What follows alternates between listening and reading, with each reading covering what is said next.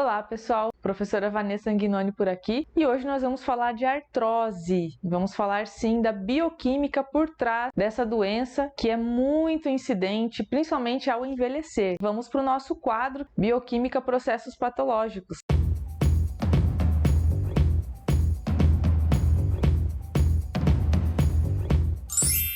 Precisamos estudar, pessoal, a bioquímica por trás das doenças. O que nós aprendemos geralmente lá na graduação é sobre a fisiopatologia, né, que compõe ali a disfunção, basicamente a descrição da disfunção e os sinais e sintomas que aparecem. A gente não mergulha profundamente nas causas, porque tudo se explica através da bioquímica. Sim, tudo é multifatorial e a artrose não seria diferente. Então vocês vão ver hoje o que está por trás aí, bioquimicamente falando, e que vai nos guiar para o tratamento. Então, uma vez que a gente entende a bioquímica, a gente entende também como formular, como escolher ativos para montar fórmulas individualizadas. Esse é o porquê estudar a bioquímica por trás das doenças, que é para você entender o que está acontecendo ali e poder colocar ativos personalizados. Como as doenças são multifatoriais, a gente tem aqui alguns fatores que podem estar acometendo o paciente. Num paciente A, eu vou ter predominância de um fator. No paciente B, já será outro fator. E assim eu vou individualizando, que é o nosso grande diferencial para trazer resultados para os nossos pacientes. Vamos lá, então, entender sobre a artrose? Eu deixei aqui para vocês o conceito, né? Que é artrose. É uma degradação da cartilagem e remodelação óssea. Então, isso é o que acontece, né? É a disfunção que está presente ali. Quando você recebe o paciente, ele vai ter as queixas, vai ter os sintomas, e se a gente pudesse enxergar a cartilagem, a gente iria perceber que existe uma degradação, uma degeneração da cartilagem.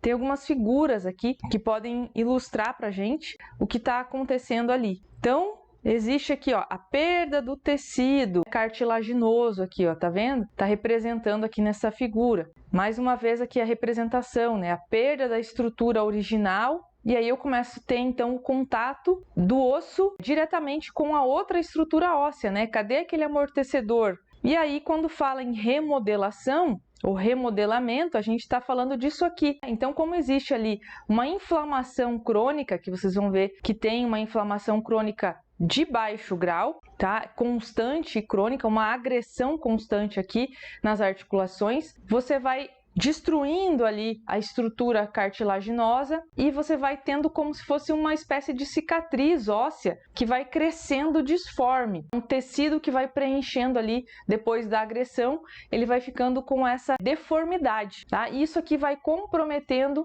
a função do órgão acometido, né? Seja das mãos, seja do joelho, do quadril, que é muito comum, e vai além daqueles sintomas clássicos de dores. Também você não consegue exercer a função daquele osso completamente, você tem essa perda de tecido ao longo do tempo que trará muitas consequências ruins.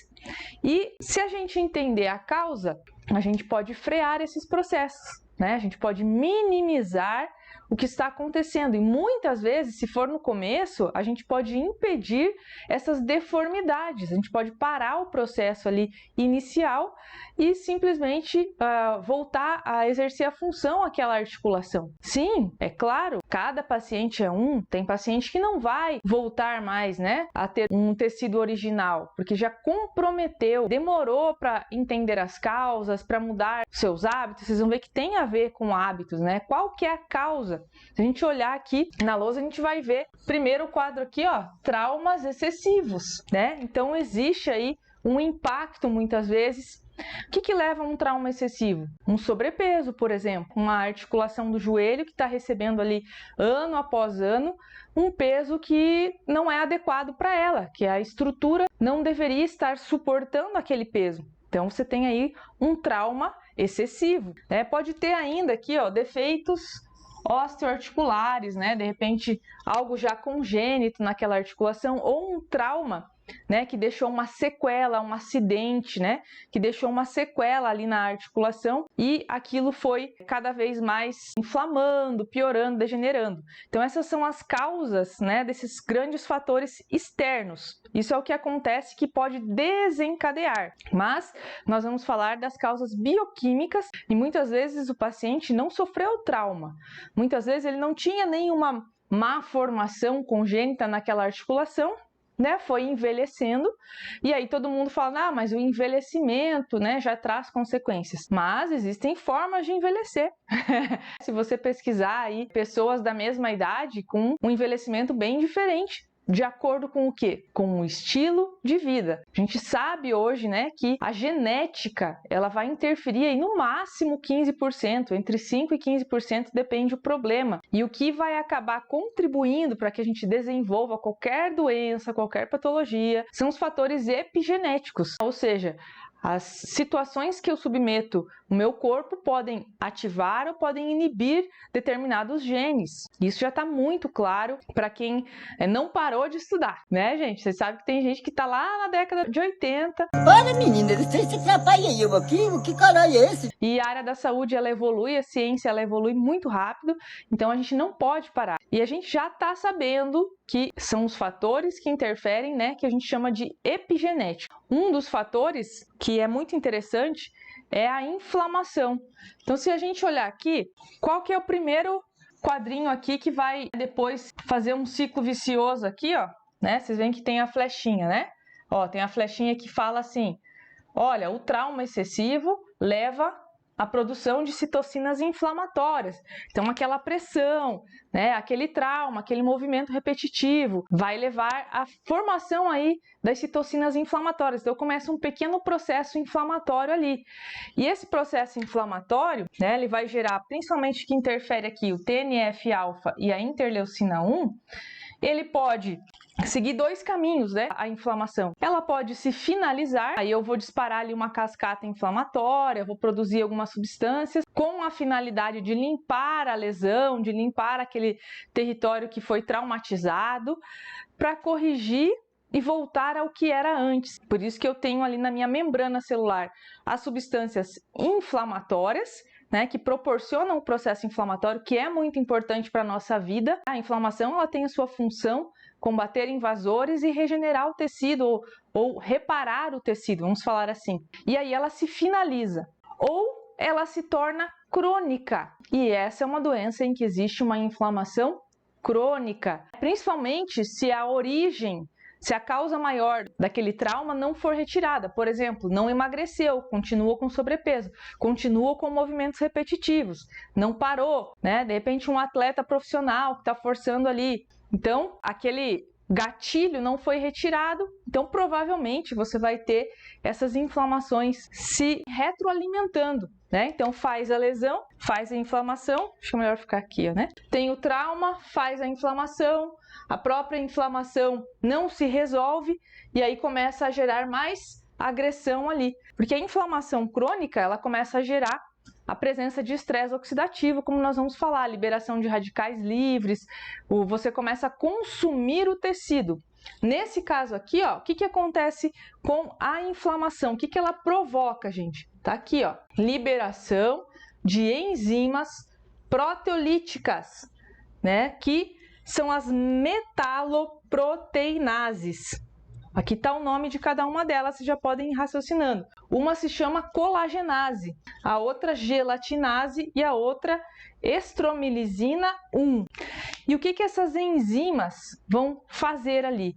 Vão começar a consumir o tecido da matriz cartilaginosa, da cartilagem, aquela matriz que forma ali o tecido que fica entre os ossos, né? O tecido cartilaginoso. Eu começo a destruir, então, esse tecido com a ativação dessas enzimas proteolíticas. O nome já diz, né? Colagenase. Então, do que é feita a nossa matriz? O que é importantíssimo ali na articulação? Isso mesmo, colágeno. Então, vocês já viram que a gente começa a ter uma perda do tecido articular por ação excessiva, porque essas enzimas foram ligadas. Num processo normal, onde a inflamação teria fim, eu tenho ali a ligação. Aí eu começo a limpar, né? Ah, teve um trauma, vamos limpar. Por isso que precisa das enzimas que degradam porque aquele tecido foi agredido. Então eu preciso limpar, eu preciso quebrar aquela estrutura que agora está deformada para reconstruir ali uma estrutura novinha em folha tal e regenerar ou reparar o tecido. Porém, essa parte não acontece, existe um predomínio aqui da parte de inflamar. Então, por isso, é uma inflamação crônica, tá? Então, vocês já sabem que vai ligar essas enzimas e, portanto, o tecido começa a ser degradado, degenerado por essas enzimas. Qual que é a consequência aqui, então? Degradação do colágeno e proteoglicanos que formam a estrutura da nossa cartilagem. Então, o que a gente precisa começar a raciocinar? Se eu tenho uma inflamação crônica, eu vou trabalhar nas causas? Vou. Qual é a causa? O sobrepeso. Então, a gente tem que pensar, poxa, o paciente precisa trabalhar o emagrecimento, mas muitas vezes não é isso. Ou vocês acham que só pacientes que têm sobrepeso é que têm artrose? Não, né? Se a gente tiver uma inflamação vindo de algum outro lugar, será que pode afetar as cartilagens? Sim, tá? Então a gente falou aqui que a interleucina 1 e o TNF-alfa ficam acumulados naquela região e provocam ali a inflamação da articulação. Mas será que eu não posso ter algum outro órgão onde tem uma inflamação crônica e está liberando na corrente sanguínea, digamos assim, essas citocinas, e elas estão afetando a articulação? Posso. Por isso que a gente sempre olha aqui, ó, pessoal, para o intestino dos nossos pacientes. Qual é o grande órgão aí que tem inflamações subclínicas, que ninguém presta atenção, né? Que muitas vezes devido à má alimentação, devido ao estilo de vida aí também, o uso de fármacos, né, substâncias químicas que a gente consome no alimento, alimentos ultraprocessados, corante, conservante. Tem uma série de estudos hoje falando sobre a disbiose, sobre a má digestão crônica que a gente vai gerar devido aos maus hábitos e o acúmulo dessas substâncias químicas, né, o estresse que isso provoca no trato digestório, também as alergias, as intolerâncias. Tudo isso vai gerar uma coisinha chamada disbiose, né, que é o desequilíbrio da microbiota. Disbiose é quando eu tenho uma microbiota que ela tem ou falta dos micro-organismos que são benéficos, que me ajudam a fazer a digestão e manter o equilíbrio, ou ainda excesso de micro-organismos patogênicos, ou as duas coisas, e aí eu tenho esse desbalanço da microbiota e eu chamo isso de disbiose. E isso tem consequências. De repente eu tenho uma disbiose leve, moderada ou grave. E a gente sabe que a disbiose, com o passar do tempo, ela vai levar a algo chamado leaky gut, que é o intestino hiperpermeável. E aí a gente começa, além das citocinas inflamatórias que já estão sendo produzidas ali, indo para a corrente sanguínea e podendo inflamar outros órgãos e sistemas de acordo com a minha genética ou epigenética, eu tenho também o leaky gut. E o leaky gut, vocês devem lembrar, eu já falei muito aqui no canal em várias aulas. As nossas células intestinais, elas têm essa junção, tem proteínas de junção, elas ficam totalmente unidas, né? E aí você não tem a passagem ali de proteínas, por exemplo. Você tem que depender da digestão para quebrar as proteínas da tua alimentação em aminoácidos, em tripeptídeos, dipeptídeos ou pequenas cadeias, até 10 aminoácidos, para que possa, então, ser absorvido corretamente, atravessar a parede da célula, né? Entrar através de transportadores dentro da célula intestinal e aí parar na corrente sanguínea. Então, qual é a conclusão? Não devemos ter moléculas grandes circulando na nossa corrente sanguínea. Quando você tem um leaky gut, que você perdeu essas proteínas de junção, uma proteína da tua alimentação, de repente entra na corrente sanguínea. Uma proteína, gente, tem 100 aminoácidos no mínimo, né? Varia conforme cada proteína. De repente, entra aí um peptídeo grande na tua corrente sanguínea. O que o teu sistema imunológico entende? Que aquilo ali é algo a ser combatido, que aquilo ali é algo estranho, é um invasor e vai gerar um processo inflamatório. E de repente, aquela proteína que entrou ali, naquele momento, circulando aí na tua corrente sanguínea, ela pode fazer um depósito lá na tua articulação, ela pode fazer um depósito lá na tua tireoide, e aí você vai ter células imunológicas migrando em direção àquilo para fazer o quê? Combater, para inflamar, né? Porque para o sistema imunológico, aquilo ali é muito grande, é um invasor que deve ser combatido, tá? E aí você faz uma inflamação daquela região, tá? Vocês podem estudar mais, porque eu estou fazendo um resumão aqui estudem mais sobre leaky gut. Se é a primeira vez que vocês estão vendo falar, algum estudo sobre isso, né? Se é a primeira vez que você está vendo alguém falar, você precisa ler mais sobre isso, porque isso está relacionado, inclusive, com doenças autoimunes. Por isso, quando a gente pensa em melhorar o organismo de um paciente que já tem uma doença autoimune, nós não podemos negligenciar aqui, ó, o intestino, a avaliação do trato gastrointestinal como um todo, já sabendo que provavelmente existe ali leaky gut e causado aí por intolerâncias e alergias, muitas vezes negligenciadas, nem digo só pelo paciente, algum profissional que ele passou nem pensou nisso, né? Porque nós da integrativa olhamos sempre o organismo como um todo, tá bom, pessoal? Então, não dá para negligenciar aqui, ó, pacientes com artrose, tratamento, avaliação do trato gastrointestinal, todo o processo digestivo, presença de sinais e sintomas de desbiose e uma regulagem com a técnica dos 6 R's, né? Eu sempre falo dessa técnica, onde tem os 4 principais R's, que são os R's de tratamento, né? Retirar, reparar, reinocular, regenerar. Então, tudo isso precisa ser feito, tá? A gente pode até fazer uma hora dessas, uma aula só sobre os 4 R's aí de tratamento da desbiose e do leaky gut, tá bom? Então, primeira coisa, procurar outras fontes de inflamação, tentar entender o que está acontecendo no organismo do paciente. Outra fonte bem negligenciada de inflamação, gente, são os dentes, tá? Sim, a boca faz parte do corpo, né? E se você tiver ali um canal que está infeccionado e o paciente nem sabe, porque o canal ele não tem inervação, né? Então, muitas vezes existe uma infecção ali que não foi percebida ainda, mas já está ali gerando citocinas inflamatórias, tá bom? Então, precisa ser feita uma análise disso também. E aí, a gente rastreando aí as possíveis fontes de inflamação, para tentarmos quebrar este ciclo vicioso aqui inflamatório, tá bom? E já vão pensando aí, provavelmente vamos prescrever ativos que modulam inflamação crônica sistêmica, com certeza. Olhando aqui um pouquinho para cá ainda, né? Então aqui, ó, lesão da cartilagem, né? Como que essa lesão ocorre?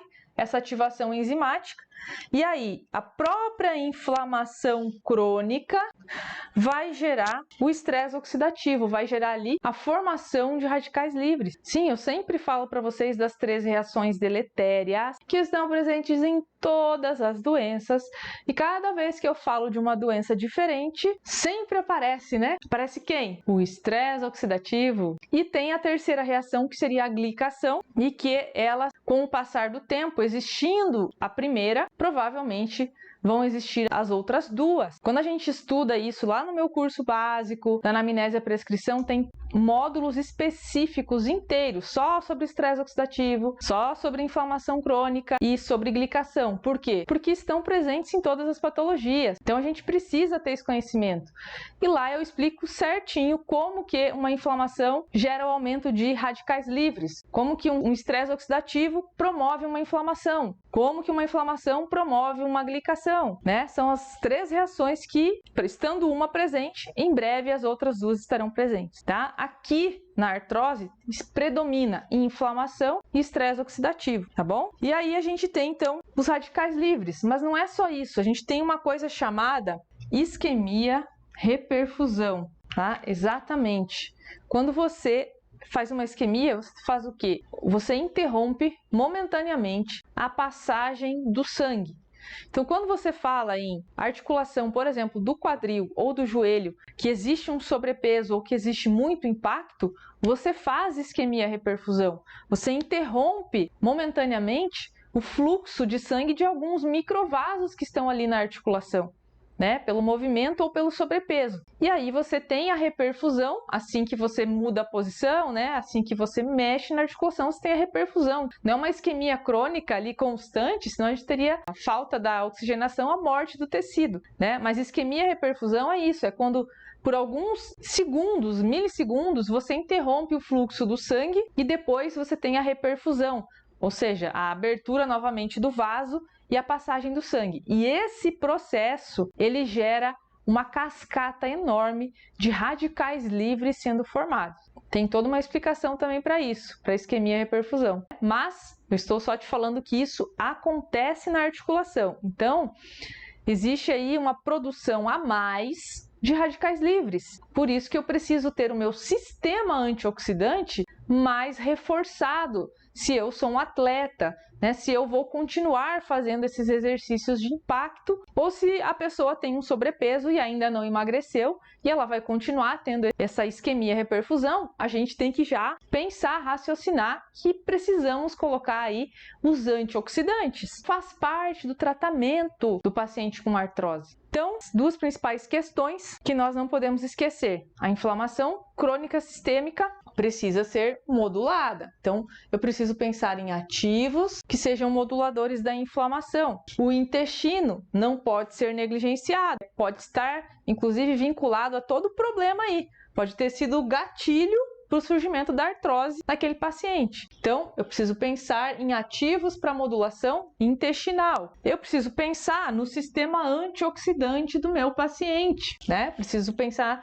em prescrever aí antioxidantes para combater os radicais livres. E eu preciso pensar também em ativos reconstrutores para melhorar o crescimento dessa cartilagem que foi agredida. Afinal, vocês viram ali que tem microlesões e eu preciso preencher novamente essas lesões com tecido. Então, eu preciso dar algumas coisinhas que formem a matriz, que estimulem o crescimento desse tecido. Então vamos lá. Sistema antioxidante. Quais são as principais enzimas? SOD, catalase, glutationa peroxidase. E essas enzimas, para que elas funcionem, elas precisam de cofatores. Então eu não posso esquecer de avaliar no meu paciente como está a primeira linha de defesa, que são os cofatores enzimáticos. Você pode até dosar no teu paciente o zinco e o selênio, principalmente. O ferro, ferro também é cofator. O magnésio participa aí dos sistemas antioxidantes. Outros cofatores ainda, o cobre e o manganês. Por isso que se você pegar lá fórmulas, pegar os livros da ortomolecular, pegar os livros de nutracêutica, você vai ver aí principais antioxidantes, vai reportar esses minerais. Segunda linha de antioxidação também vai precisar ser utilizada. Por quê? Porque é uma doença degenerativa. Então existe um estresse oxidativo ali importante. Então eu vou ter que pensar em vitamina C, em vitamina E, que são antioxidantes. E eu não posso esquecer, em se tratando de articulação, dos flavonoides, enzimas e flavonoides. E eu fiz uma aula aqui no canal de enzimas. Você já assistiu? Eu falei que tem algumas enzimas que têm efeito anti-inflamatório. Olha o vínculo aqui, ó, com o bom funcionamento do intestino. E falei lá nessa aula que enzimas junto com a rutina tinha estudos para tratar artrose. E a rutina vindo aí como um modulador tanto do estresse oxidativo com efeito anti-inflamatório também. Então, rutina é um excelente ativo para quem tem artrose. Quercetina, outro excelente ativo para quem tem artrose. Tudo isso pensando em melhorar o sistema antioxidante. Modulação da inflamação, gente. O que eu poderia pensar em modulação da inflamação? Tem 3 fitoterápicos que são muito bons. Um Caria tomentosa, que é a unha de gato, a cúrcuma longa e tem também a Boswellia serrata, que tem excelente papel aqui na artrose. Então você poderia juntar 2 fitoterápicos pensando especificamente em modular a inflamação, principalmente o paciente que tem dor. Se o paciente tiver dor, eu poderia usar ainda MSM.